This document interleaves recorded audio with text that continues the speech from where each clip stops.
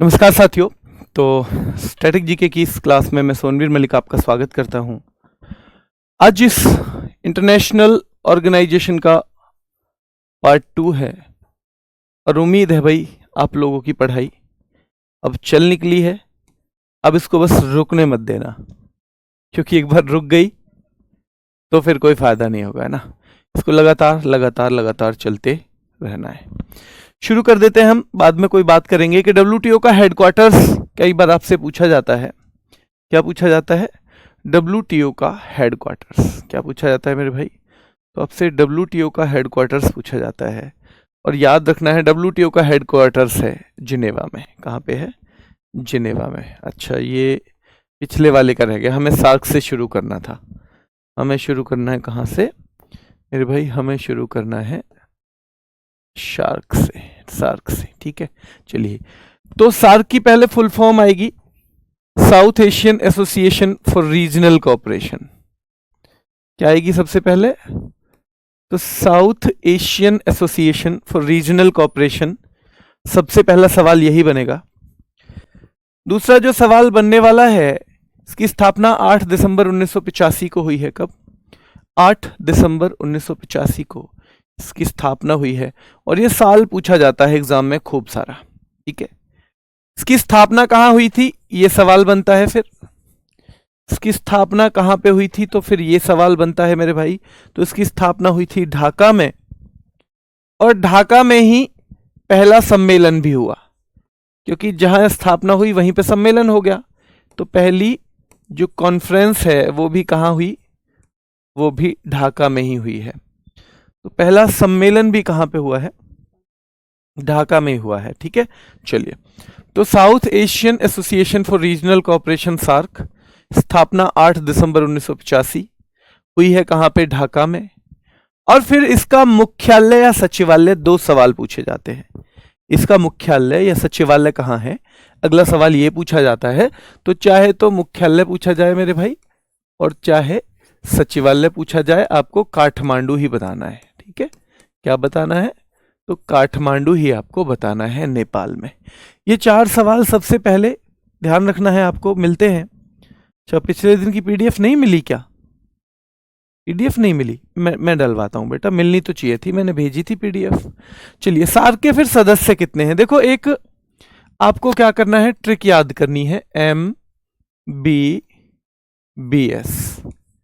MBBS, फिर PANI, MBBS पानी। MBBS पानी बराबर सार्क के कंट्री। MBBS पानी बराबर सार्क के कंट्री मेरे भाई, ठीक है। बच्चा पूछ रहा है सर हम नोट्स बनाया पीडीएफ से तैयारी करें? बेटा, जैसा आपको फिट लगे। अगर आपको लगता है नोट्स बना लेने चाहिए, वैसे नोट्स अगर एक बार बना लोगे तो आगे तक के लिए तैयार हो जाएंगे, किसी भी एग्जाम को दे दो फिर, ठीक है। लेकिन नोट्स कैसे बनाने हैं उससे पहले एक बार मैंने एक वीडियो बना रखी है, वो जरूर देख लेना, ठीक है।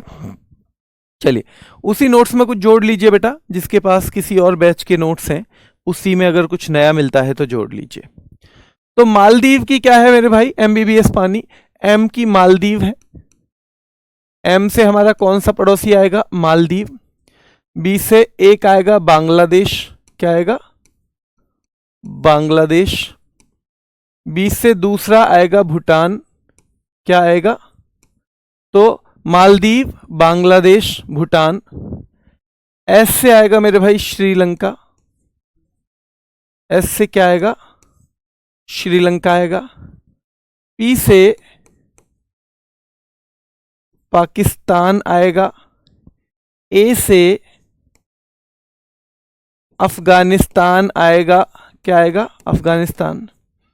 N से नेपाल आएगा और I से इंडिया यानी भारत आ जाएगा।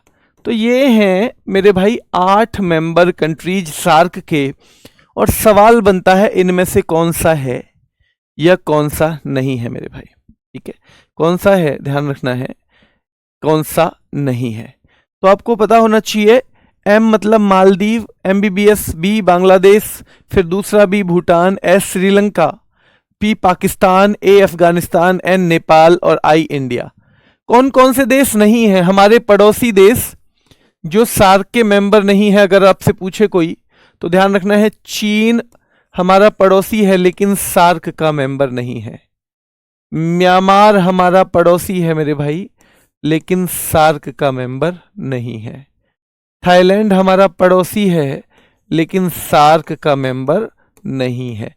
और इन्हीं को गलत करके देता है ज्यादातर कि इनमें से कौन सा मेंबर सार्क का सदस्य नहीं है, इनमें से कौन सा सदस्य सार्क का मेंबर नहीं है। बेटा यूट्यूब पे डालेंगे notes strategy by Sonveer sir, तो आपको वीडियो मिल जाएंगी 2 या 3, दोनों में जो तीनों में लेटेस्ट हो ना उससे देख लेना कैसे नोट्स बनाए। ठीक है, चलिए, तो पड़ोसी चीन, म्यांमार, थाईलैंड ये नहीं है, बाकी एमबीबीएस पानी। सवाल कैसे बनता है, इनमें से कौन सा देश सार्क का मेंबर नहीं है? ए मालदीव, बी श्रीलंका, सी अफगानिस्तान, डी म्यांमार। ए बांग्लादेश, बी अफगानिस्तान, सी इंडिया, डी थाईलैंड, चीन। इस तरह बेटा पूछा जाता है। ठीक है, इस तरह से पूछा जाता है। सार्क का क्या काम है, लिखा है इसके नाम में ही कि ये south Asian Association for Regional cooperation, यानी क्षेत्रीय सहयोग, क्षेत्र के देशों में आपस में सहयोग, और वो सहयोग कई तरह का हो सकता है।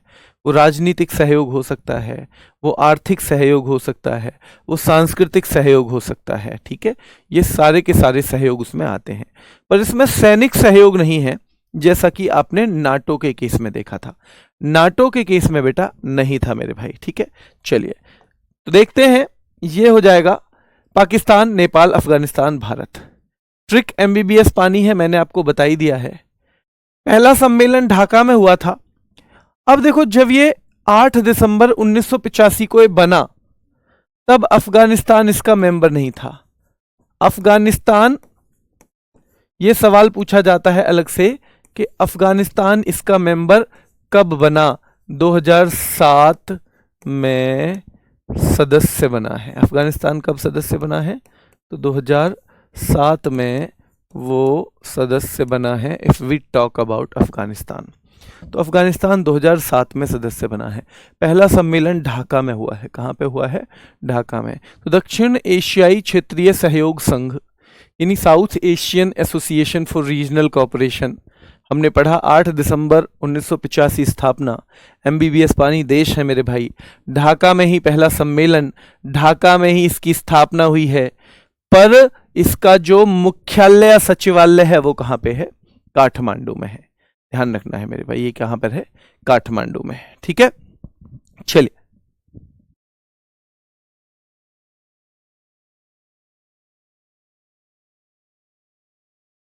आगे देखो। अब इससे सवाल बनता है यहां से, देखो, जब इसका सार्क का सचिवालय है या मुख्यालय है, इसके सचिवालय का कोई ना कोई चीफ भी बनता होगा।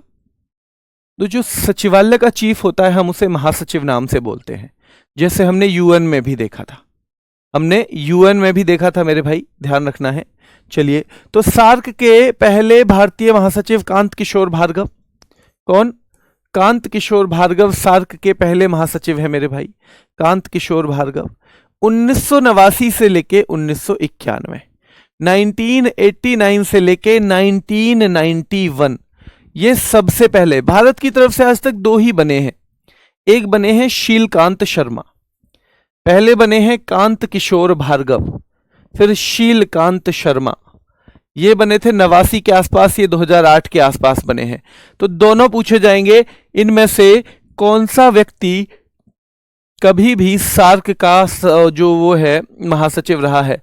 नंबर 1 कांत किशोर भार्गव, फिर दूसरा भी पूछ सकते हैं शीलकांत शर्मा, ये दोनों, या इनमें से कोई भी नहीं। चलिए, तो देखेंगे हम वर्तमान में इसके महासचिव कौन हैं। तो मोहम्मद गुलाम सरवर हैं। कौन है? मोहम्मद गुलाम सरवर।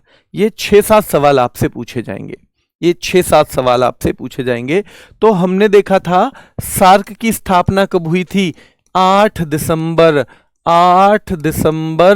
1985। पर इसकी स्थापना कब हुई है आसियान की? 8 अगस्त 1967। तो ये तो काफी बड़ा है भाई, सार्क से काफी बड़ा है। बड़ा मतलब उम्र में बड़ा। ये 85 में, 67 में, लगभग 18 साल बड़ा है। 18 साल बड़ा है मेरे भाई। कितना बड़ा है? 18 साल बड़ा है। चलिए, तो आसियान जो है दक्षिण पूर्व एशियाई राष्ट्र संघ, association of South East Asian Nations, हम आसियान को बोलते हैं। और ये फुल फॉर्म भी आपसे पूछी जाएगी, जैसे सार्क की पूछी जाती है, South Asian Association for Regional Cooperation, वैसे ही Association of South East Asian Nations, ठीक है, एशियन नेशंस। 8 अगस्त 1967, और क्योंकि इसकी स्थापना हुई है इस दिन, तो 8 अगस्त को ही आसियान डे के तौर पे भी मनाते हैं। ध्यान रखना है, 8 अगस्त को भी आसियान डे के तौर पे भी मेरे भाई मनाते हैं, ठीक है। चलिए आगे देख लेते हैं।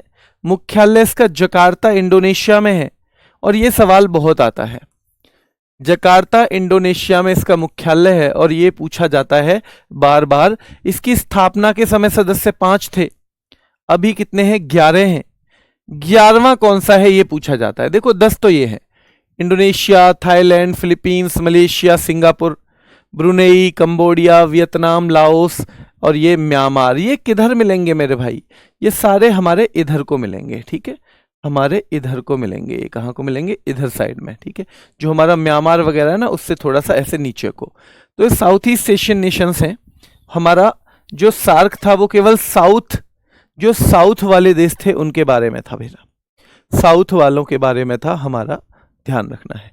तो वर्तमान में सदस्य कितने हैं? 10 + 1 है, 10 + 1। 11वां पूछेगा आपसे, कौन सा पूछेगा?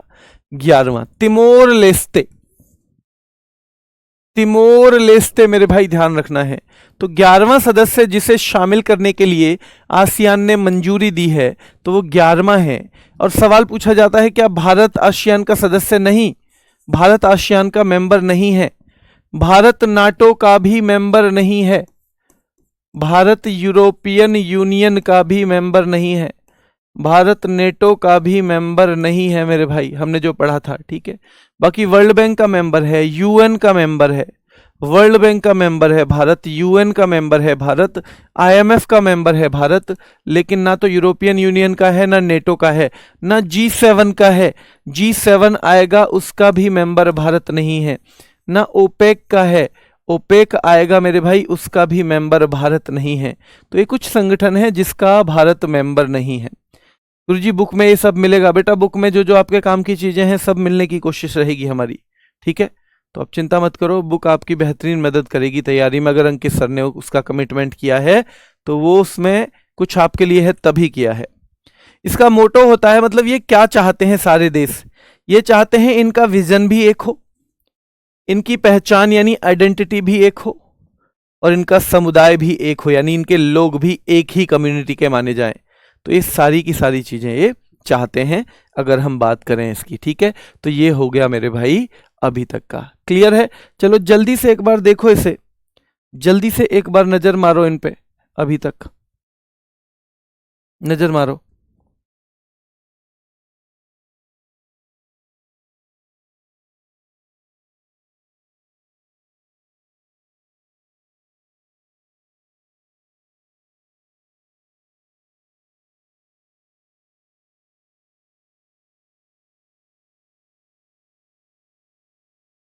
जल्दी मारो नजर।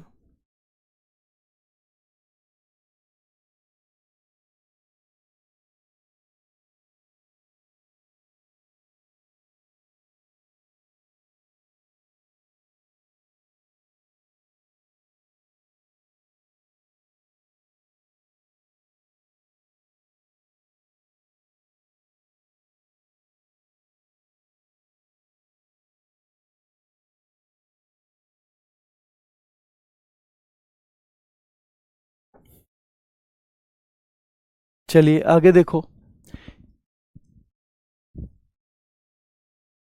चलिए तो तिमोर लेस्ते हो गया। ये यहां पे अभी भी 10 देश हैं, जो इसकी वेबसाइट है उस पे भी 10 ही देश हैं, लेकिन इसका कार्यकाल जो है ध्यान रखना है, जो इसका 11वां मेंबर है, क्या बोलते हैं 11वां मेंबर, तो वो जो है बेटा आने लग गया है, ठीक है, उसमें पेपरों में, और वो 11 नंबर पूछा जाता है कि कौन सा देश है? Timor Leste. कौन सा है? तिमोर लेस्ते को ही हम जो अलग भाषा में क्या बोलते हैं, ईस्ट तिमोर भी, ईस्ट तिमोर भी कहते हैं। तो इनमें से कोई से एक दो चीज में आ सकता है। अब ये दोनों हमने देखे हैं, तो हमने देखा था सार्क हमने पढ़ लिया। तो पहले तो देखो आसियान के महासचिव का कार्यकाल, महासचिव का कार्यकाल कितना होता है? तो 5 साल का होता है मेरे भाई। कितना? 5 वर्ष का, ठीक है। और सार्क वाले का होता है 3 साल का। हमसे सार्क की पूछे जाने की ज्यादा संभावना है, क्योंकि सार्क में हम हैं, आसियान में हम हैं नहीं, तो आज तक पूछा भी नहीं गया है। आसियान का आज तक पूछा भी नहीं गया है, तो यहां पे है 3 वर्ष। और इनकी नियुक्ति ऐसे होगी जैसे पहले ए बी फिर सी से शुरू होने वाले जो शब्द हैं, फिर डी से शुरू होने वाले, यानी अल्फाबेटिकली इनकी नियुक्ति होती है। ध्यान रखना है मेरे भाई। हाँ बेटा, WTO का जो लास्ट मेंबर है, चंद्र प्रताप कश्यप कह रहे हैं सर वो भी तिमोर लेस्ते ही है ना? हाँ, WTO का भी 166वां मेंबर तिमोर लेस्ते है, ठीक है। तो आपको पता होना चाहिए कि सार्क के महासचिव का जो कार्यकाल है वो 3 साल है, और वो अल्फाबेटिक है। यानी जैसे ए सबसे पहले अफगानिस्तान, तो अफगानिस्तान का पहले नंबर आएगा, अफगानिस्तान का पहले नंबर आएगा, ठीक है।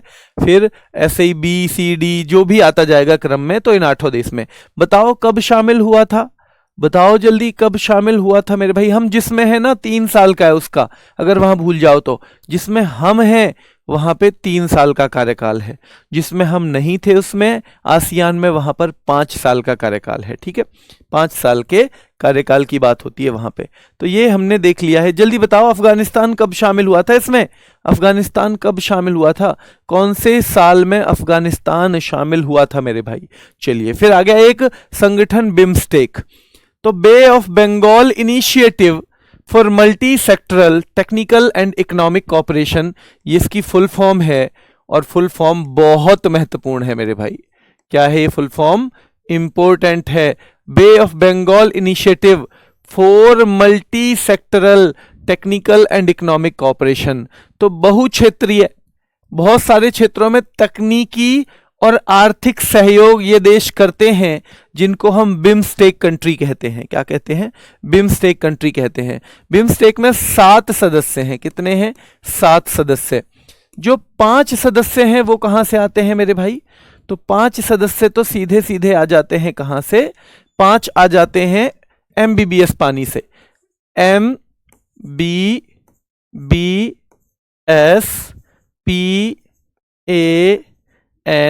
मैं आपसे ही पूछता हूं कि ये है भारत, ये मान लो भारत का नीचे का हिस्सा है, और इधर है बे ऑफ बंगाल, बंगाल की खाड़ी। अब बंगाल की खाड़ी यहां है, मैं इनमें से कहूं कि 3 देश काट दो, इनमें से कोई 3 देश काटने हैं, क्योंकि वो बे ऑफ बंगाल के पास नहीं पड़ते। 2007 बहुत बढ़िया बेटा। 7 जो कह रहे हैं कि 2007 में अफगानिस्तान शामिल हुआ था, बहुत अच्छे। बे ऑफ बंगाल में ये बताओ मैं इनमें से कौन सा देश काटूं? ये मालदीव यहां पर है, यहां पर। तो क्या मालदीव बे ऑफ बंगाल के पास है? मालदीव बे ऑफ बंगाल के पास है? नहीं है, तो मालदीव को काट दो। भूटान, बांग्लादेश यहां ऊपर हैं, और वो दोनों भारत के थ्रू, बांग्लादेश तो जुड़ा ही हुआ है इससे, और भूटान भारत के थ्रू जुड़ जाता है। तो मेरे भाई ये है और ये भी है। और श्रीलंका, ये देखो बे ऑफ बंगाल से जुड़ी हुई है। हां जी, जुड़ा हुआ है। पाकिस्तान का कुछ मतलब है बे ऑफ बंगाल से? पाकिस्तान और अफगानिस्तान, बहुत बढ़िया बेटा। कपिल कुमार उपाध्याय ने बताया है सबसे पहले कि जी पाकिस्तान और अफगानिस्तान को और काट दो। ठीक है, पाकिस्तान को काट दो और अफगानिस्तान को, क्योंकि वो भी यहां ऊपर को है। नेपाल भी हमारा कैसा देश है? हमारा देश है, हमारा मित्र देश है। तो यानी कि हमारे मित्र देश होने के नाते उसको हम समुद्र तक एक्सेस खुद दे देते हैं कि अगर तुम्हें जरूरत पड़े तो हमारे बंदरगाहों का यूज करो। तो वो भी बे ऑफ बंगाल से जुड़ा हुआ है मेरे भाई, वो भी बे ऑफ बंगाल से जुड़ा हुआ है। तो 3 नहीं है, मतलब कौन कौन से 5 कॉमन हैं इसमें और सार्क में? तो ये भाई बांग्लादेश कॉमन है, भूटान कॉमन है, बांग्लादेश कॉमन है, भूटान कॉमन है, श्रीलंका कॉमन है, नेपाल कॉमन है, भारत कॉमन है। ठीक है, बांग्लादेश, भूटान, श्रीलंका, बांग्लादेश, भूटान, श्रीलंका, ठीक है, नेपाल, भारत, बांग्लादेश, भूटान, श्रीलंका, नेपाल, भारत, ये 5 हमें पता होने चाहिए। क्या होने चाहिए? ये 5। पर आपने तो बताए थे 7 सदस्य हैं, 2 जुड़ जाएंगे इसमें, जो कि हमारे नॉर्थ ईस्ट के पास में पड़ने वाले 2 देश हैं। वो कौन कौन से हैं मेरे भाई? ये प्लस इनमें जोड़ देना कौन कौन सा? म्यांमार और थाईलैंड। म्यांमार और प्लस थाईलैंड, तो हमारे यहां पे 7 देश हो जाएंगे। कितने हो जाएंगे? 7 देश हो जाएंगे बेटा। ठीक है, अब देख लो बहुत आसानी से कि भाई ये बे ऑफ बंगाल है, इससे जुड़े हुए हमारे एमबीबीएस पानी में से कौन कौन से देश नहीं है। तो देखो, एक तो यहां अफगानिस्तान नहीं है, पाकिस्तान नहीं है, इधर आके क्या है? मालदीव नहीं है। बाकी 5 देश बिल्कुल हैं। नेपाल दोनों में है, भारत दोनों में है, श्रीलंका दोनों में है, भूटान दोनों में है, बांग्लादेश दोनों में है मेरे भाई। तो ये 5 देश तो कॉमन हो गए। ये 5 सार्क के भी मेंबर हैं, ये 5 के 5 बिम्स्टेक के भी मेंबर हैं। पर म्यांमार और थाईलैंड ये नए जुड़े हैं, ये आपको सार्क में नहीं दिख रहे थे, ये आपको सार्क में नहीं दिख रहे थे। तो 7 मेंबर हो जाएंगे। ठीक है, 7 मेंबर हो जाएंगे मेरे भाई। ठीक है, चलिए इस बार नेगेटिव मार्किंग है या नहीं? बेटा आपको बताया होगा फॉर्म भरते वक्त सर ने कि नेगेटिव मार्किंग है या नहीं। आपके इस बैच में बताया होगा फॉर्म भरते वक्त, मैंने वो वीडियो नहीं देखी है। अगर आपको बताया है तो ठीक है, नहीं बताया है तो कल की क्लास में पता करके मैं बता दूंगा कि आपके इस पेपर में नेगेटिव मार्किंग है या नहीं है मेरे भाई। यहां तक क्लियर है तो थम्स अप चाहूंगा आप सभी से। 3 देश हमने निकाल दिए। और ये अब इन दोनों के बारे में खास बात है, ये दोनों देश इधर को पड़ता है हमारा आसियान, इधर को। ये दोनों देश आसियान के भी मेंबर हैं और बिम्स्टेक के भी, इसलिए इन दोनों को बिम्स्टेक और आसियान के मध्य सेतु के तौर पे जानते हैं, बिम्स्टेक। ठीक है, सॉरी, बिम्स्टेक और आसियान के मध्य सेतु। सेतु मतलब पुल, पुल का मतलब जो दोनों को जोड़े। पुल क्या काम करता है मेरे भाई? पुल जोड़ने का ही तो काम करता है। तो पुल का मतलब ही है जो दोनों को कनेक्ट करे, सेतु का मतलब कनेक्ट करे। तो ये कनेक्ट करते हैं क्यों? क्योंकि ये यहां पर भी हैं और ये उस संगठन में भी हैं। हमारी किसी पड़ोसी से लड़ाई हो जाए तो ऐसा कोई आदमी हो जिससे लड़ाई हुई हो, वो हमारे पास भी अगर कोई आदमी बैठता हो और दूसरे के पास भी बैठता हो, यानी दोनों परिवारों से उसका संबंध हो, तो क्या हो जाता है? बहुत फायदा हो जाता है, चीजें सुलटने में, चीजें सुलझने में फायदा हो जाता है मेरे भाई। ठीक है, चलिए, तो वैसे ही बिम्स्टेक और आसियान के मध्य सेतु के तौर पे काम करते हैं 2 देश, और उन दोनों देशों का नाम क्या है? नंबर 1 म्यांमार और नंबर 2 थाईलैंड। और वजह है because they are the members of both these organisations. ठीक है, इन दोनों ही संगठन के वो सदस्य हैं 2 देश। तो हमें अब क्लियर हो गया है कि अगर हम बात करेंगे यहां आसियान की तो 11 मेंबर हो जाएंगे। कितने? 11। अगर हम बात करेंगे यहां बिम्स्टेक की तो 7 मेंबर हो जाएंगे। क्या हो जाएंगे? 7।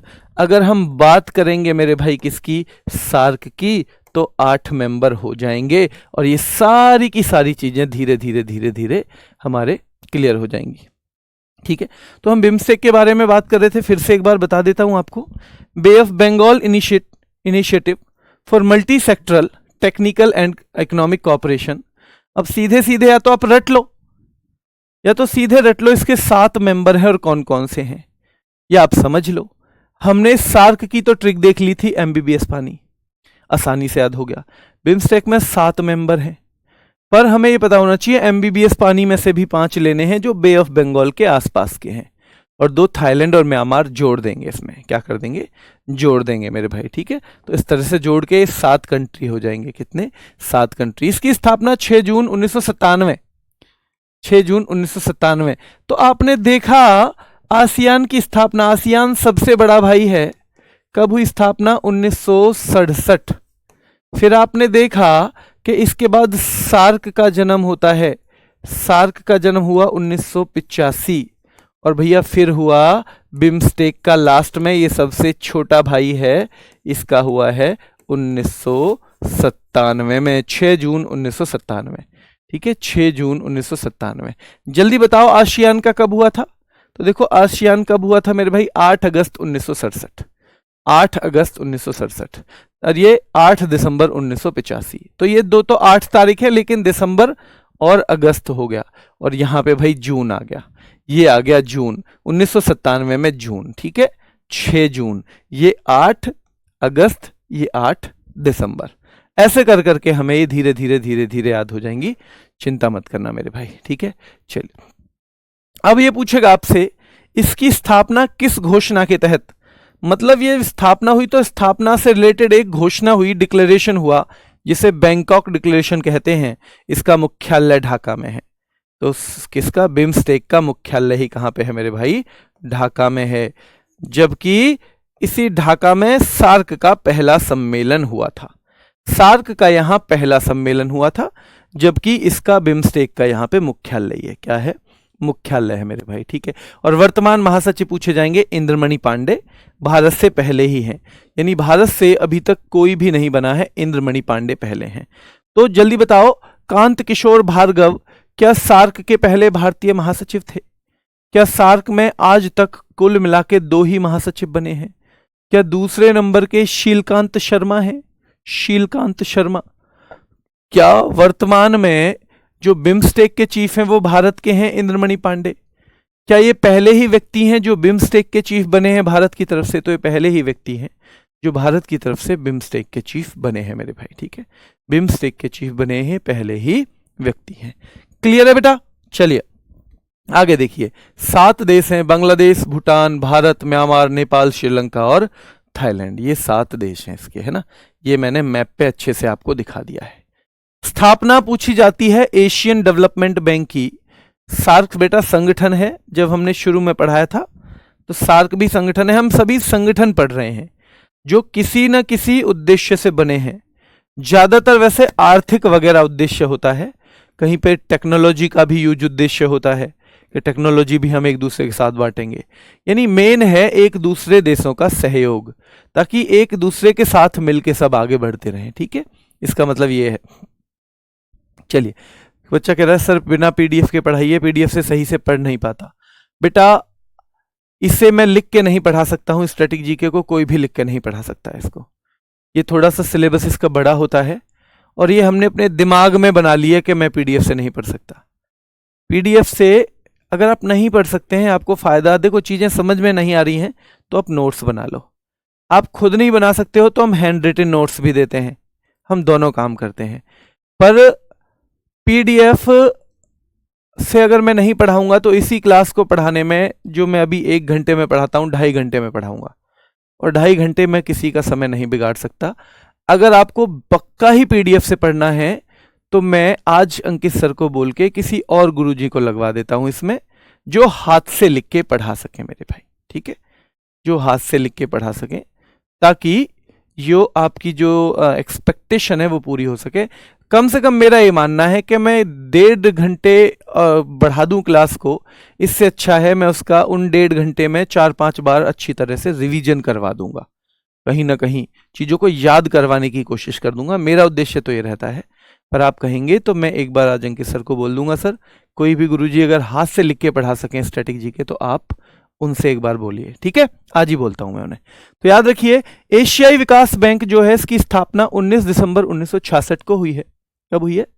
19 दिसंबर 1966 को इसकी स्थापना हुई है। अगर हम एडीबी के बारे में बात करें, एडीबी के बारे में अगर बात करें तो हम इसकी ध्यान रखना है 19 दिसंबर 1966, और ये दिसंबर तो नहीं पूछा जाता पर 1966 पूछ लिया जाता है। अब सदस्य देश पूछेंगे 69। जब स्थापना हुई थी तो 31 थे। ऐसे ही हम आज नाटो का देखें तो नाटो की जब स्थापना हुई थी तो 12 मेंबर थे। अब कितने हैं? 32 मेंबर हैं। कितने? 32। जब यूएन की स्थापना हुई थी तो 51 मेंबर थे। अब कितने हैं? 193 मेंबर हैं। कितने हैं मेरे भाई? ध्यान रखना है, 193 मेंबर हैं मेरे भाई। ठीक है, चलिए क्लियर है। तो नाटो 1232, यूएन 51 और 193, तो ध्यान रखना है वैसे ही 69 मेंबर और 31 मेंबर। चलिए 69 मेंबर और 31 मेंबर। अच्छा चलिए ठीक है, आप सब चाहते हैं मैं ही पढ़ाऊं तो मैं पढ़ा दूंगा बेटा, लेकिन पीडीएफ आपको हैंड रिटन भी मिल जाएगी, पर मैं पीडीएफ लिख के नहीं पढ़ा सकता क्योंकि उस क्लास में 2.5 घंटे लग जाएंगे, वो इतना समय भी मेरे पास भी नहीं है और मैं चाहता हूं बच्चों के पास भी ना हो। चलिए तो याद रखिए इसका 69वां देश पूछ लेता है लास्ट वाला। जैसे आपसे नाटो का पूछ रहा था, आपने स्वीडन बता दिया था लास्ट वाला 32वां मेंबर। आपसे 193वां यूएन का पूछा तो आपने साउथ सूडान बता दिया। क्या बता दिया? साउथ सूडान बता दिया मेरे भाई, ध्यान रखना है। क्लियर है मेरे भाई? चलिए तो स्थापना 19 दिसंबर 1966 को हुई। सदस्य देश इसके कितने हैं? 69 हैं। स्थापना के समय सदस्य 31 थे और 69वां मेंबर इसका इजराइल है मेरे भाई, ध्यान रखना है। 69वां नंबर ध्यान रखना है, इसमें इजराइल है। क्या है? इजराइल। इसका फिर पूछा जाएगा आपसे सवाल मुख्यालय का, ये इसका फेवरेट एग्जाम है। मुख्यालय है इसका बेटा, ध्यान रखना है। तो इसका है मनीला और इसके अध्यक्ष है मसातो कांडा। मसातो कांडा। जैसे हमने अध्यक्ष पढ़े थे वर्ल्ड बैंक के अजय बंगा। अजय बंगा किसके पढ़े थे मेरे भाई? हमने वर्ल्ड बैंक के अध्यक्ष पढ़े थे, ठीक है। इसके अलावा हमने क्रिस्टालिना जॉर्जीवा पढ़ी थी, आईएमएफ की। क्रिस्टालिना जॉर्जीवा मेरे भाई, ठीक है। क्रिस्टालिना जॉर्जीवा याद रखना है, क्रिस्टालिना जॉर्जीवा जो है बनी थी वो इसी की बनी थी, ठीक है। किसकी? आईएमएफ की, अजय बंगा वर्ल्ड बैंक के। इसके अलावा फिर आपसे पूछा जाएगा क्या? मार्क रूटे, ये किसके थे? क्या नाटो के चीफ थे ये? मार्क रूटे, ये नाटो के चीफ हैं क्या? ये नाटो के चीफ हैं क्या मार्क रूटे? ना, मार्क रूटे क्यों जो हैं ध्यान रखना है, क्या वो नाटो के चीफ हैं? तो ध्यान रखना है अजय बंगा वर्ल्ड बैंक के, क्रिस्टालिना जॉर्जीवा आईएमएफ और मार्क रूटे जो हैं वो किसके हैं? तो मार्क रूटे किसके हैं मेरे भाई? नाटो के चीफ हैं, नाटो के। मोहम्मद गुलाम सरवर किसके हैं? सार्क के। मोहम्मद गुलाम सरवर किसके हैं मेरे भाई? ध्यान रखना है, सार्क के हैं। और इंद्रमणि पांडे किसके हैं? तो वो बिम्स्टेक के हैं। इंद्रमणि पांडे ध्यान रखना है मेरे भाई, ध्यान रखना है। तो इंद्रमणि पांडे भी आपको पता होना चाहिए। अच्छा मैं आपसे पूछूं फिलीपींस की मुद्रा क्या है? बताओ। फिलीपींस की मुद्रा, मुद्रा मैंने आपको पढ़ाई थी, फील हो गया था भाई, पेन फील हो जाता है कभी कभी पेन। तो फिलीपींस की मुद्रा आप बताएंगे? जब हम पीडीएफ से ना पढ़ने की कहते हैं ना आदत, तो हम अपने दिमाग को ऐसे भी ट्रेन कर रहे होते हैं कि फिर हम किसी किताब से भी ना पढ़ पाए।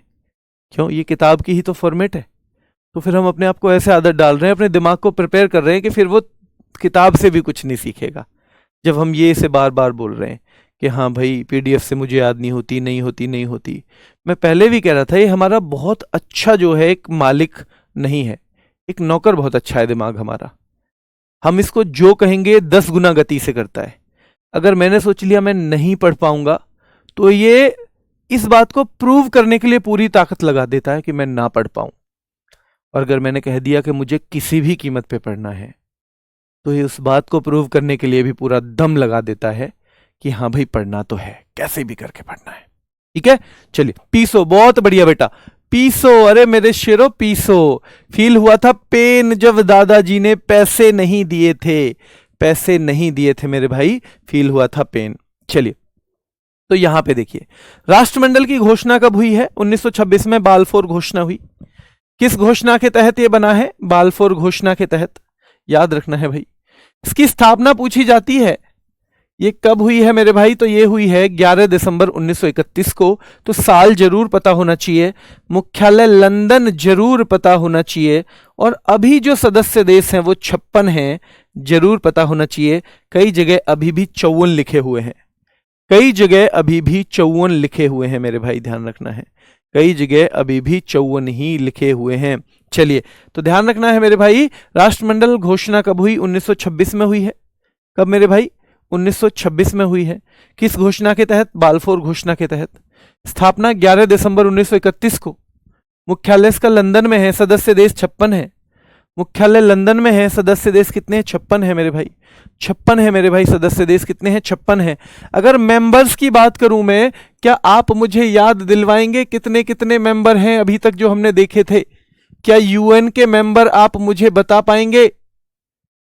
क्या इसके बाद आईएमएफ के मेंबर आप मुझे बता पाएंगे? क्या वर्ल्ड बैंक के मेंबर मेरे शेरों आप मुझे बता पाएंगे? World bank. क्या उसके बाद नेटो के मेंबर आप मुझे बता पाओगे? नेटो। क्या उसके बाद आप मुझे सार्क के मेंबर बता पाओगे, जिसका लास्ट जो है वो अफगानिस्तान बना था 2007 में? क्या आप मुझे आसियान के मेंबर बता पाएंगे मेरे शेरों? आसियान के।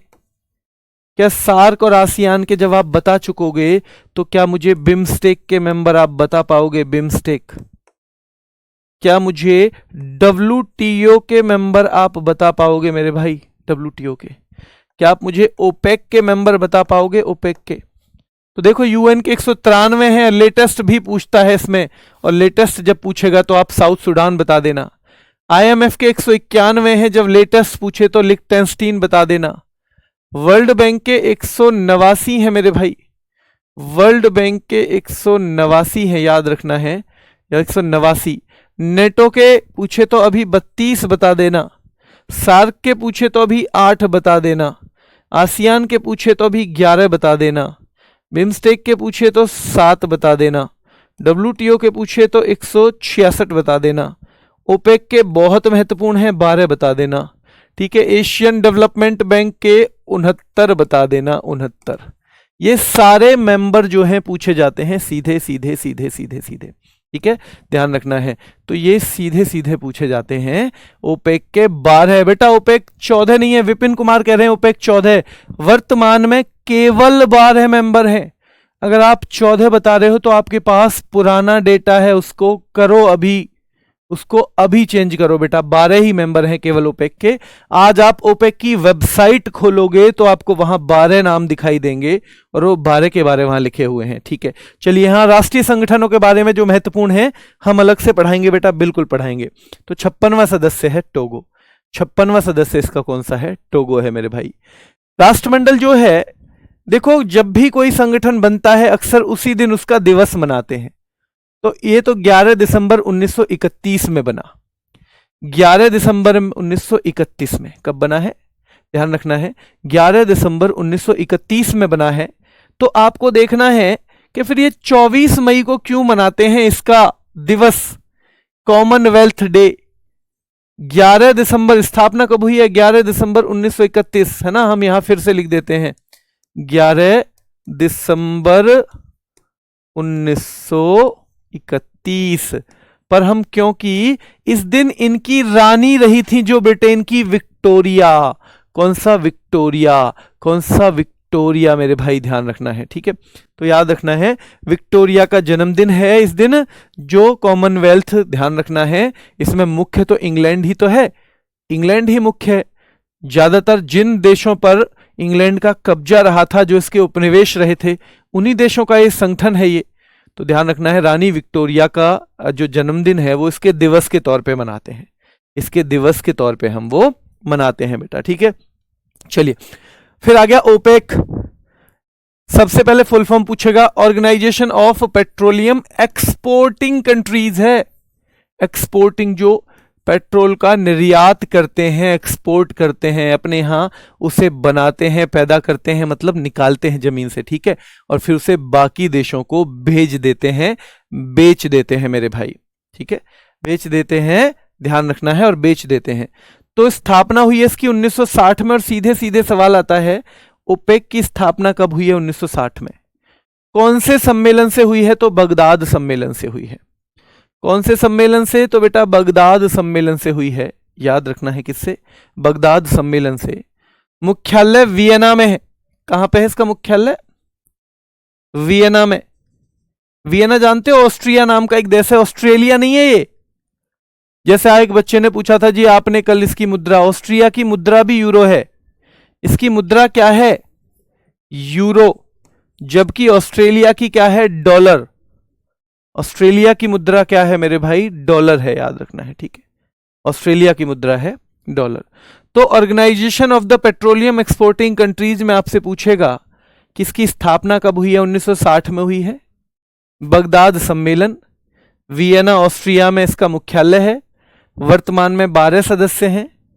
2019 में कतर ने छोड़ दी थी मेंबरशिप, और फिर 2024 से अंगोला ने, 2024 से अंगोला ने मेरे भाई ध्यान रखना है, अंगोला ने छोड़ दी थी। तो ये ध्यान आपको दिमाग में रखना है कि कब कब इन्होंने मेंबरशिप छोड़ी है। अगर ये रखना है तो लास्ट वाला रख लेना बस।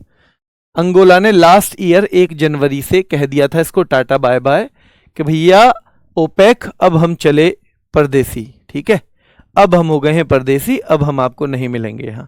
तो ओपेक से बाहर छलांग लगा दी थी किसने? अंगोला ने। ध्यान रखना है कब? लास्ट ईयर की शुरुआत में।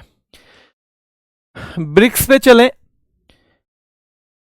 उससे पहले मैं आज रिवीजन करवा देता हूं इसका, और फिर हम देखेंगे कि ब्रिक्स आज करवा सकते हैं या कल। तो महत्वपूर्ण चीजों का करूंगा और क्वेश्चन बना बना के आपको रिवीजन करवाऊंगा बेटा, ध्यान रखना है। तो दक्षिण एशियाई क्षेत्रीय सहयोग संगठन सार्क होता है, उसकी फुल फॉर्म पूछेगा तो South Asian Association for Regional cooperation. स्थापना पूछेगा 8 दिसंबर 1985। स्थापना ढाका में हुई, ढाका में ही पहला सम्मेलन, बाद में सचिवालय बना 1-2 साल के अंदर। और वो कहां पे बना है मेरे भाई? तो वो बना है कहां? काठमांडू। काठमांडू में एक सवाल और बनता है, काठमांडू का पहले सैफ गेम्स कहां हुए? सैफ तो जो साउथ एशियन फेडरेशन होती थी उसके गेम्स के बारे में वो पूछते थे। तो स्थापना हुई है इसकी ढाका में, ये भी हमें दिमाग में रखना है।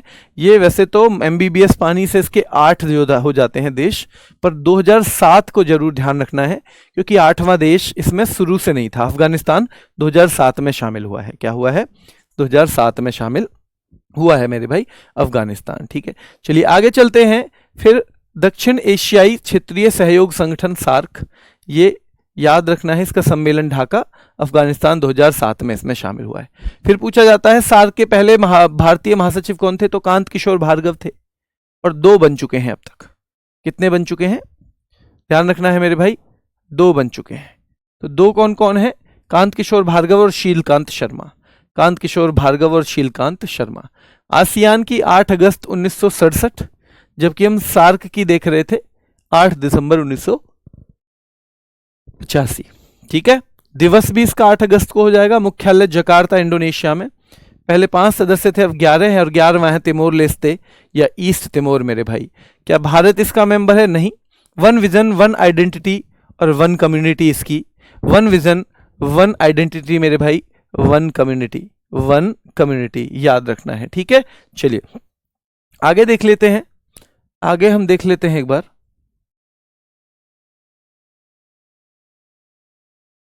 बिम्स्टेक, इसमें भी 7 मेंबर है, और ये 5 इधर के हैं और 2 म्यांमार और थाईलैंड है।